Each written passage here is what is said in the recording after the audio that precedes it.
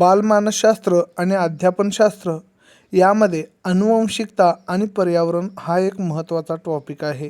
चला तर जाणून घेऊया याबद्दलचे 9 स्लाइड्स. अनुवंशिकता म्हणजे पालकांकडून मुलांकडे येणारे जैविक गुणधर्म. पर्यावरण म्हणजे व्यक्तीच्या भोवतालची परिस्थिती ज्याचा तिच्या विकासावर परिणाम होतो. याचं महत्त्व आहे बालकाच्या व्यक्तिमत्व विकासात या दोन्ही घटकांचा महत्त्वाचा वाटा असतो. अनुवंशिकता म्हणजे काय तर गर्भधारणेच्या वेळी आईवडिलांकडून मिळालेली गुणसूत्रे आणि जनुके, शारीरिक ठेवण, डोळ्यांचा रंग, केसाचा प्रकार आणि बुद्धिमत्तेचा काही भाग अनुवंशिकतेवर अवलंबून असतो. वुडवर्थच्या मते अनुवंशिकतेमध्ये त्या सर्व घटकांचा समावेश होतो जे जन्माच्या 9 महिने आधी गर्भधारणेच्या वेळी उपस्थित असतात. पर्यावरणाचे स्वरूप. व्यक्तीच्या जन्मानंतर तिला मिळणारे बाह्य घटक म्हणजे पर्यावरण. यात कौटुंबिक वातावरण, शाळा, मित्रमंडळी, समाज आणि संस्कृती यांचा समावेश होतो. पर्यावरण हे बालकाच्या सामाजिक, भावनिक आणि नैतिक विकासाला दिशा देते.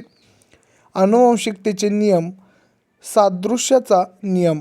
सारख्या पालकांना सारखीच मुले होतात म्हणजेच हुशार पालकांना हुशार मुले जन्मतात. भेदाचा नियम. मुले हुबेहूब पालकांसारखी नसून त्यांच्यात काही बदल असतात.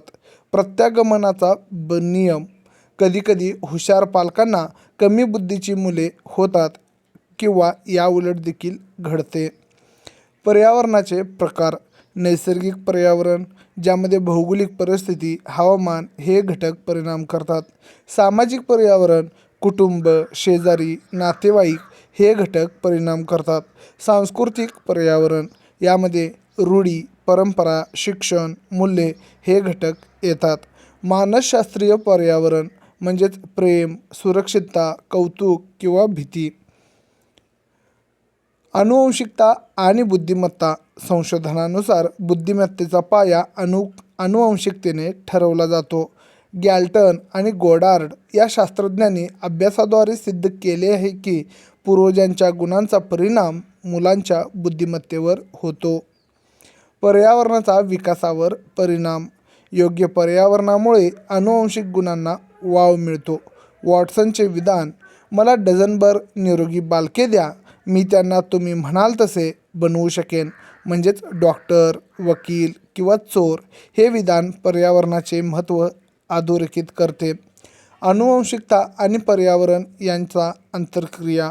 विकास बरोबर अनुवंशिकता गुणाकार पर्यावरण. म्हणजेच विकास जर घडवून आणायचा असेल तर अनुवंशिकता आणि पर्यावरण हे दोन्ही घटक महत्त्वाचे आहेत.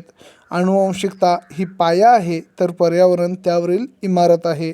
दोन्ही घटक एकमेकांना पूरक आहेत, त्यांना वेगळे करता येत नाही.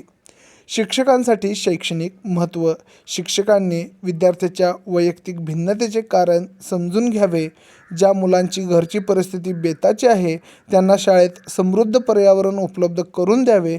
विद्यार्थ्यांच्या सुप्त गुणांना वाव देण्यासाठी विविध उपक्रम राबवावे. भेटूया अशाच आणखी एका नवीन व्हिडिओमध्ये. तोपर्यंत पाहत राहा शुभम गौराजे यूट्यूब चॅनल. त्यासाठी सबस्क्राईब करा.